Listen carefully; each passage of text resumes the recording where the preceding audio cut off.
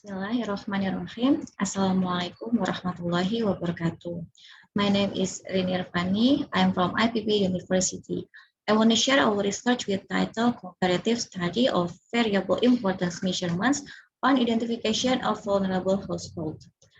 The first, introduction. Sustainable development on the SDGs goals proclaimed in UN resolution as a shared development ambition until 2030 has nothing to do with the main problems regarding the incidence of food insecurity and community welfare in a country, including in Indonesia. 2 of 17 SDGs goals are eradicating poverty in all its forms, and ending hunger and achieving food security. The powerlessness of a person in accessing basic needs causing poverty closely related to food insecurity. Household with spending below the poverty line tendency to have limited access to food. Concern Worldwide and World Hunger Health released the Global Hunger Index, which uses 4 indicators to see a picture of countries' nutritional status. These indicators are stunting, child wasting, malnutrition, and child mortality. Indonesia gets a score of 20.1, so it is in the serious category. Indonesia only ranked 70th out of 119 countries. The Ministry of Health noted that 27.67% of toddlers are stunted, 7.44% of toddlers who were very thin, and 16.29% of toddlers were recorded as having poor nutritional status or malnutrition.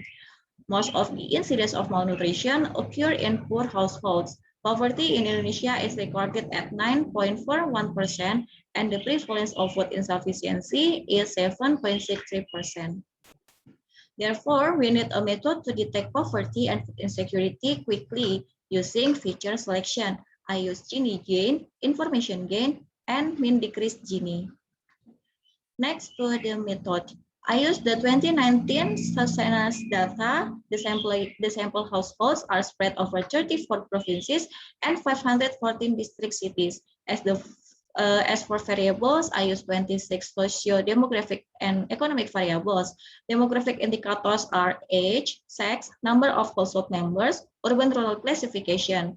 For consumption and expenditures indicators, there are Kartu Keluarga Sejahtera recipient, Beras Sejahtera recipient, Program Keluarga Harapan recipient, food expenditures, and saver status. The education indicator is the education, the health indicator is smoking status, the labor indicators are working status, the number of working household members, and the status of the agricultural household.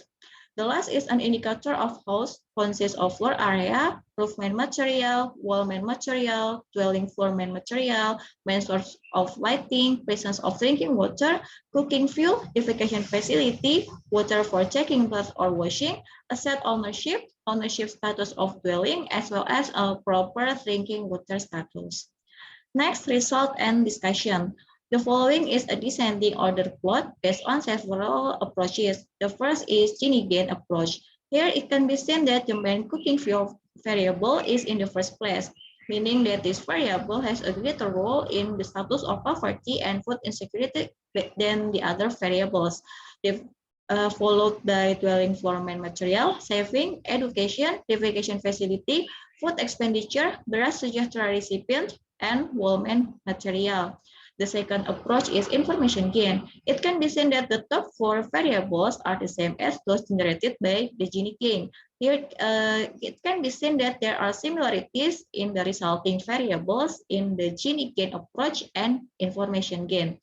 And the last one is mean decrease Gini. Slight difference from the previous 2 approaches. Here, the variables that rank at the top of the mean decrease Gini are variables with more than 2 categories. The following is bar chart to see the comparison of the variable importance between methods.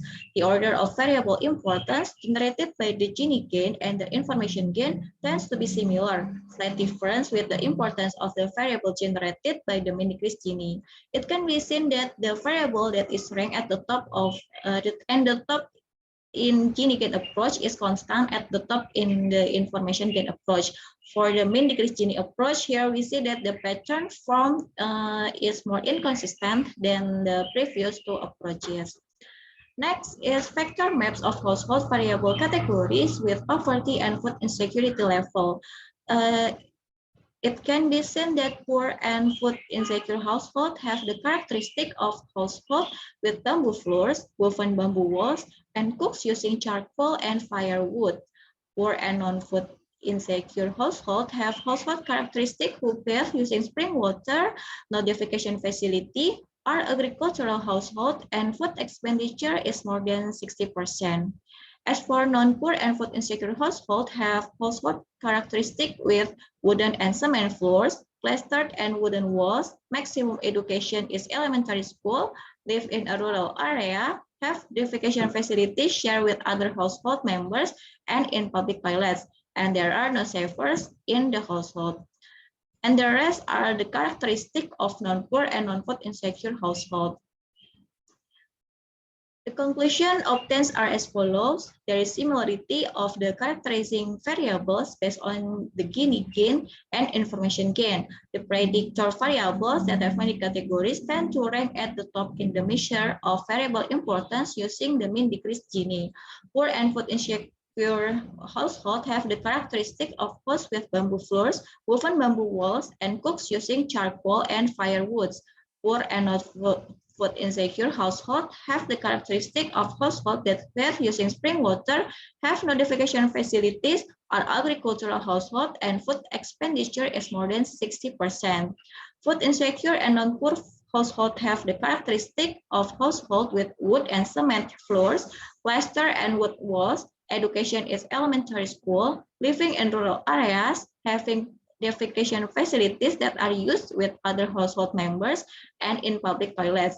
And there are no savers in the household. Households that are not poor and not food insecure have the characteristic of a house with ceramic floors, walled walls, cooks using electricity, gas and do not cook, bathe using well water, bottled water, and piped water, live in urban areas, are non-agricultural households. There are savers, and education is junior high, high school, and college education. I think that's all my presentation. Thank you very much for your kind attention. If there is any question or suggestion, please let me know. Thank you, and Assalamualaikum warahmatullahi wabarakatuh.